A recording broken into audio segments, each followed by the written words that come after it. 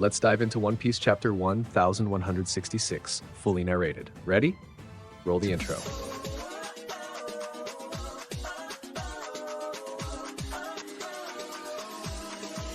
Hello everyone, welcome to the channel. And hey, before we get into today's content, don't forget to hit the like button, subscribe to the channel, and activate the notification bell so you don't miss anything.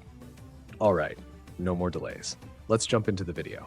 Chapter title, New Stories. This chapter comes with two color spreads. The first finally reveals the official colors of Rock's D. Zebeck. He has white hair with blue tones. Special reader-requested color spread. Yamato and Otama having roasted sweet potatoes with foxes and tanukis after gathering fallen leaves. Luffy, Zoro, Nami, Usopp, Sanji, and Chopper are eating roasted sweet potatoes in a forest with Yamato, Otama, Shinobu, and a group of ninja foxes and tanukis. Initial text, at the end of a fierce battle. The chapter begins under heavy rain. We see three bodies collapsed on the ground, Zebeck, Roger, and Garp. In his thoughts, Zebeck says, "The curse has been broken." Zebeck continues thinking, "Live, get off this island." At that moment, we see three silhouettes approaching. Page 2. We learn the three figures are Garling, Maffy, and Sommers. Still in his thoughts, Zebeck says, no choice. Hey Roger, Garp, run. You must not die here. Garling raises his sword for the finishing blow. Zebeck's final words are, Zebeck says, "Thank you." The panel goes black. A blade pierces. The legend Davy D. Zebeck meets his end. Page 3. We see that Gaben and Rayleigh have rescued Roger and Garp. Garp says, "But what about rocks?" Gaben says, "You're worried about the enemy?" Garp answers, "Your enemies too." Roger asks, "Rayleigh, what happened to rocks?" Rayleigh replies, "He was killed."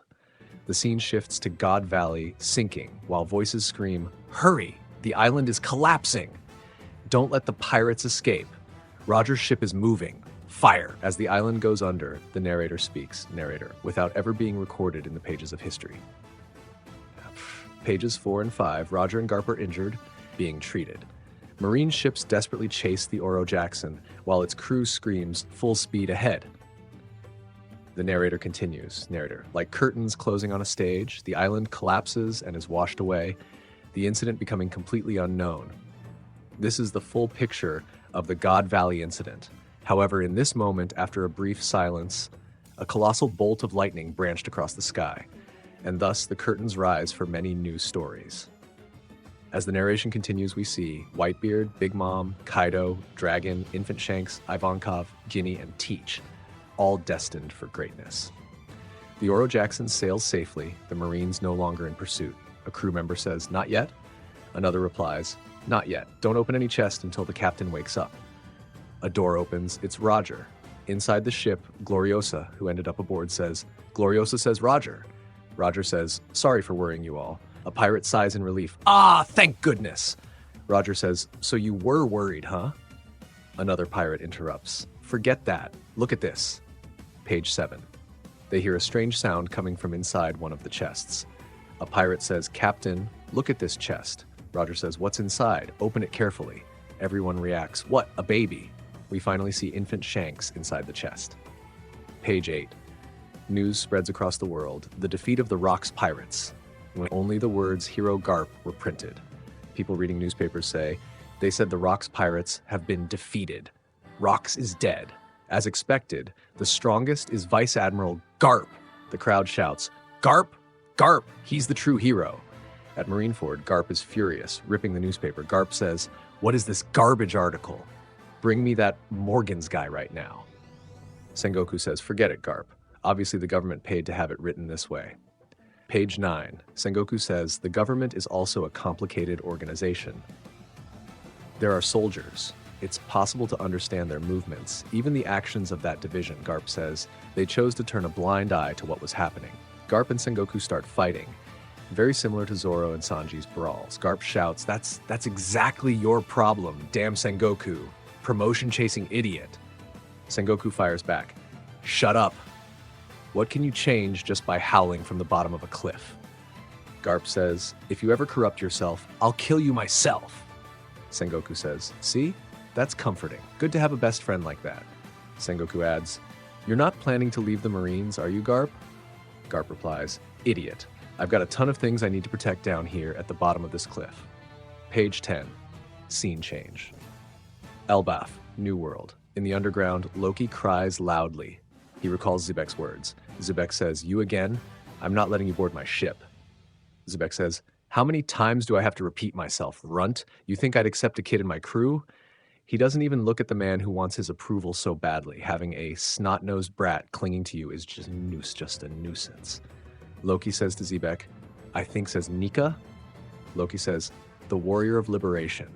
While laughing, he will destroy the world." Zebeck says, "Destroy the world. I will become the king of the world.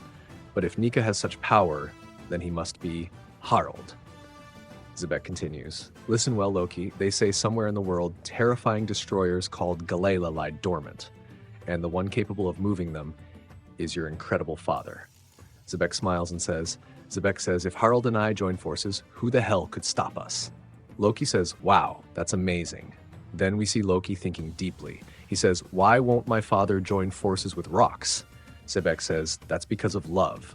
But I will return, even if it takes 100 or 200 times to meet that man again." Then we see Loki holding the newspaper with the news of Zebeck's death. Loki begins to cry. Pages 11 and 12. Text box. On a certain island, a person shouts, "It's a violent incident. King Harald of Elbaf is attacking." Someone asks, likely a Marine being alerted, "Did he injure civilians?" The person answers, "No. The ones getting beaten up are delinquent giants, but he's being way too brutal." We then see Harald absolutely destroying a giant. Harald shouts, "You still don't understand anything, do you?" The giant cries out, I get it. I'm truly sorry. Never again. I'll never raid human tribes again." Harald responds, "You don't understand? None of you do." Someone yells, "Your Majesty, he's already unconscious." Harald, crying as he remembers Zebeck, says, "To make Elbaf join the world government, to avoid disappointing the government, I turned my back on him." We see Zebeck in Harald's memories saying, "Luck doesn't seem to be on my side, Harald. Give me a hand." Harald cries out, "I abandoned my best friend who begged me for help. I left him to die." Page 13. Harald, weeping, screams, "There's no turning back. I will never forgive evil." People around him shout, "The giant king has gone mad." Scene change. Marine headquarters, underground detention center. We see Garp visiting the cell where Dragon is being held. Dragon says, "Father, I'm leaving the Marines." Garp only answers, "Ah." Dragon, filled with anger, says, "I despise you." Garp closes his eyes and says again, "Ah." Then he throws the cell key to his son. Page 14, we see Jarul and Ida. Harald, standing on a ship ready to part, says to them, "I no longer care about appearances, honor, or the methods I must use.